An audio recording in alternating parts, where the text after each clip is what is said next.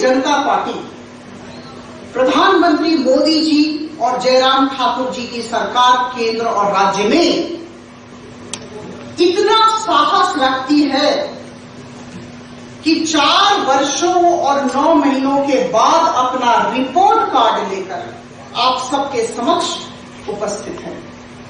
इसके लिए बहुत साहस की जरूरत है।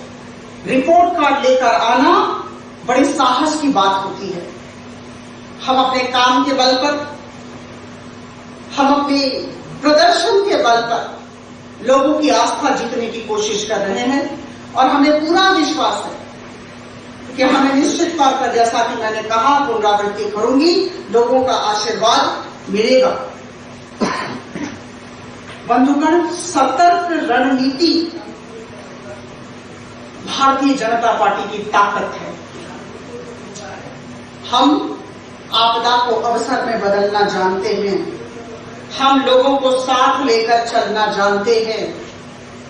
सबका साथ, सबका विकास, सबका विश्वास और सबका प्रयास, और हमारे लिए वसुधा ही परिवार है, वसुधैव कुटुंबकम।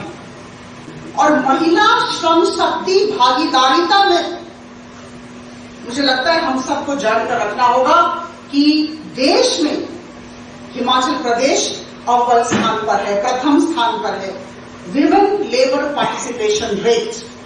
इस बात को हमें नजर में रखना होगा।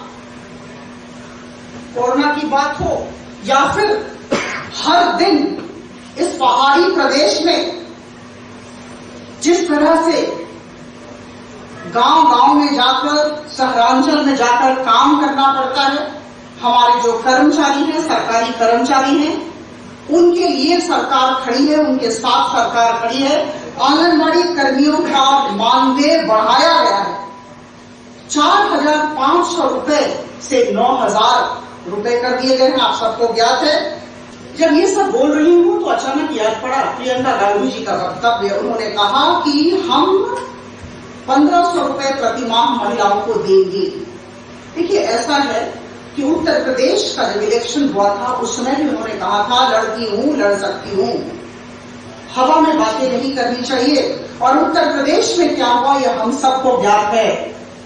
399 सीटों में जहां से कांग्रेस खड़ी हुई, 387 सीटों में जमानत जब्त हुई। और यह कब हुआ? लड़ती हूं, लड़ सकती हूं नारे के बाद लोगों ने इस नारे को स्वीकार नहीं किया और कांग्रेस पर अपनी आस्था नहीं दिखाई। कांग्रेस के विषय में निश्चित तौर पर कुछ कहना चाहूंगी। 1984 में जितनी सीटों पर कांग्रेस ने निर्वाचन लड़ा था, करीबन 82%, 82% सीटों में उन्हें जीत हासिल हुई थी। और 2019 में देखिए, जितनी सीटों में उन्होंने निर्वाचन लड़ा, 88% में उन्हें मुंह की खानी पड़ी, हार का सामना करना पड़ा। इससे क्या परिलक्षित होता है? कांग्रेस का ग्राफ दिन पर दिन नीचे होता जा रहा है और अभी जो स्थिति है, नौका में कोई नाविक ही नहीं है। नाविक को खोजने का सतत प्रयास किया जा रहा है कांग्रेस की तरफ से, लेकिन कोई ऐसा नाविक जो लोगों में विश्वास पैदा कर सके आया ही नहीं है। कांग्रेस की यह स्थिति है।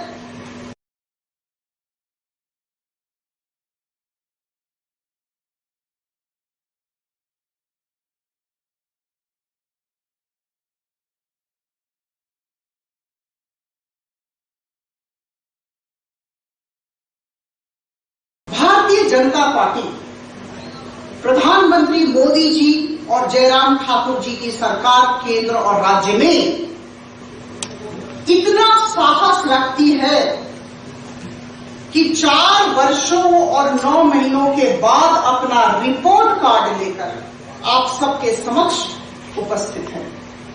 इसके लिए बहुत साहस की जरूरत है। रिपोर्ट कार्ड लेकर आना बड़े साहस की बात होती है।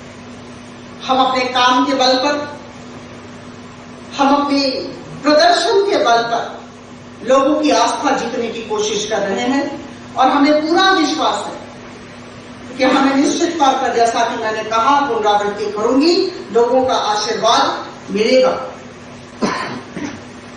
बंधुगण, सतर्क रणनीति भारतीय जनता पार्टी की ताकत है। हम आपदा को अवसर में बदलना जानते हैं, हम लोगों को साथ लेकर चलना जानते हैं। सबका साथ, सबका विकास, सबका विश्वास और सबका प्रयास, और हमारे लिए वसुधा ही परिवार है, वसुधैव कुटुंबकम। और महिला श्रम शक्ति भागीदारिता में मुझे लगता है हम सबको जानकर रखना होगा कि देश में हिमाचल प्रदेश अव्वल स्थान पर है, प्रथम स्थान पर है विमेन लेबर पार्टिसिपेशन रेट। इस बात को हमें नजर में रखना होगा। कोरोना की बात हो या फिर हर दिन इस पहाड़ी प्रदेश में जिस तरह से गांव-गांव में जाकर, शहरांचल में जाकर काम करना पड़ता है, हमारे जो कर्मचारी हैं, सरकारी कर्मचारी हैं, उनके लिए सरकार खड़ी है, उनके साथ सरकार खड़ी है। आंगनबाड़ी कर्मियों का मानदेय बढ़ाया गया है, 4,500 रुपए से 9,000 रुपए कर दिए गए हैं। आप सबको ज्ञात है। जब ये सब बोल रही हूं तो अचानक याद पड़ा प्रियंका गांधी जी का वक्तव्य। उन्होंने कहा कि हम 1,500 रुपए प्रति माह महिलाओं को देंगे।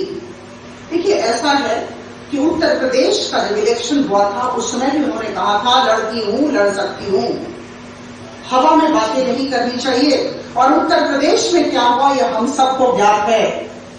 399 सीटों में जहां से कांग्रेस खड़ी हुई, 387 सीटों में जमानत जब्त हुई। और यह कब हुआ? लड़ती हूं, लड़ सकती हूं नारे के बाद लोगों ने इस नारे को स्वीकार नहीं किया और कांग्रेस पर अपनी आस्था नहीं दिखाई। कांग्रेस के विषय में निश्चित तौर पर कुछ कहना चाहूंगी।